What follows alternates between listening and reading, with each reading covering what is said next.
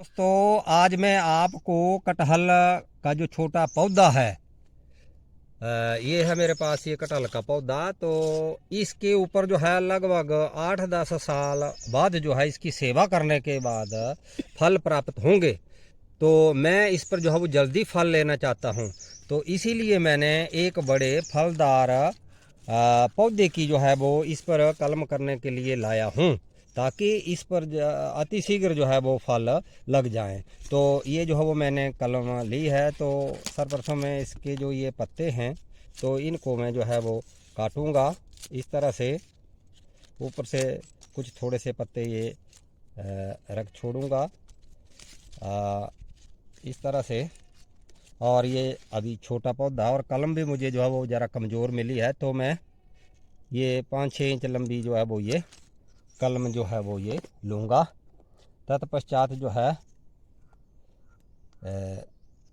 मैं इस साइन के ऊपर जो है ये इस तरह से काट लगाऊंगा, यानी कि छीलूँगा इसको इस तरह से।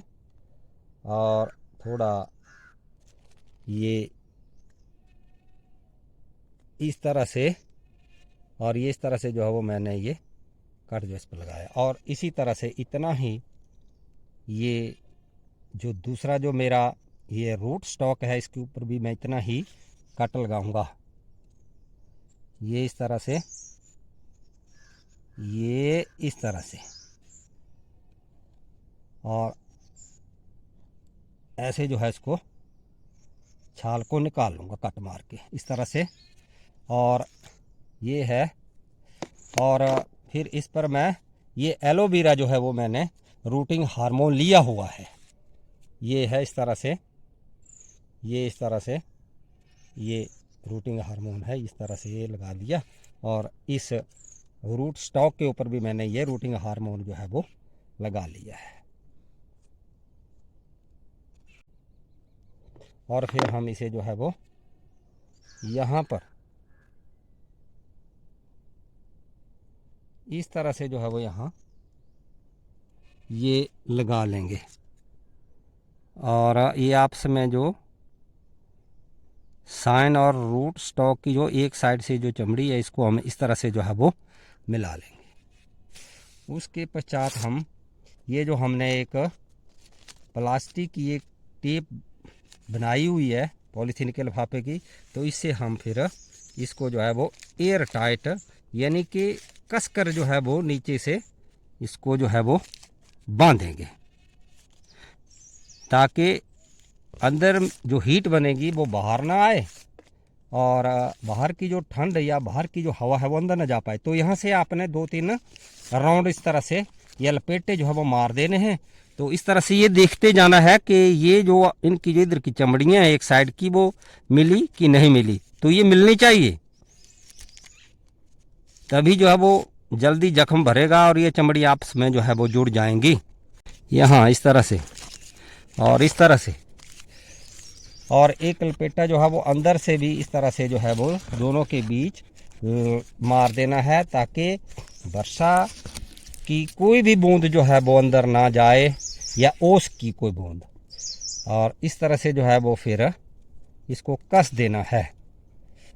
अब मैं इसके ऊपर थोड़ा सा इसके थोड़ा कहीं चांस अगर कम रहते हैं लगने के, तो और भी मैं प्रिकॉशनरी तौर पर जो है वो यहाँ से इसमें काट लगा करके एक और ऊपर टॉप में जो है वो एक कलम जो है वो मैं कर दूंगा।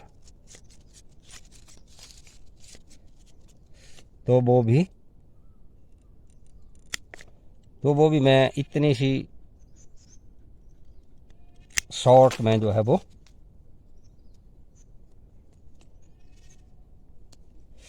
जिसको इस तरह से वी शेप में कट लगाना है इस तरह से।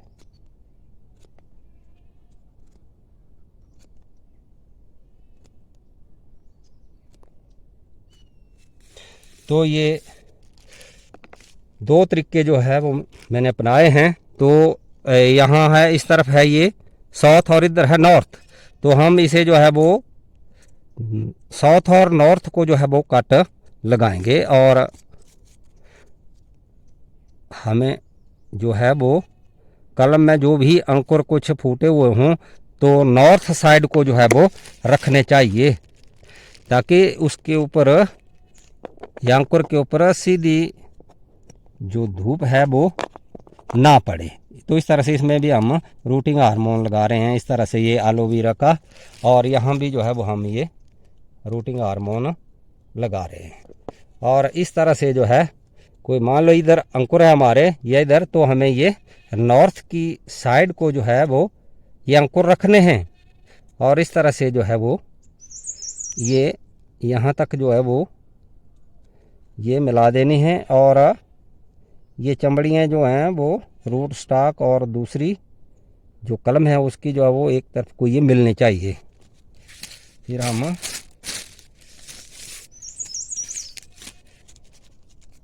इसके ऊपर जो है वो ये टेप जो है वो बांध देंगे। तो इस तरह से हमने ये दो ढंग से ये कलमें कर दी। एक न एक ढंग वाली जो ये कलम है वो अवश्य ही कामयाब होगी। दोनों हो जाती हैं तो दो में से हम एक जो कलम है उसको जो सक्सेसफुल होगी अच्छी, उसको हम रख लेंगे इस तरह से। और कस करके पकड़ना है दोनों को। और ये भी ध्यान रखना है कि चमड़ियाँ तो आपस में ली हैं कि नहीं, इस तरह से कस करके जो है वो बांधना है, एयर टाइट करना है यानी कि। और इस तरह से और ऐसे ऐसे इसको जो है वो हमने बांध देना है, कसकर बांध देना है।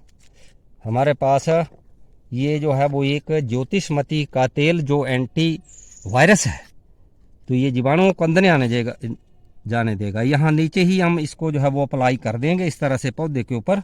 इसकी गंध भी बड़ी होती है और ये जीवाणुओं आदि को जो ऊपर नहीं चढ़ने देगा। इस तरह से यहाँ जो है हमने इस ज्योतिषमती के तेल को जो है वो मल दिया हुआ है, ताकि जीवाणु आदि जो हैं वो इस पर हमला ना कर सकें। इस तरह से ये टॉप है कटी हुई, यहाँ पर भी लगा दिया।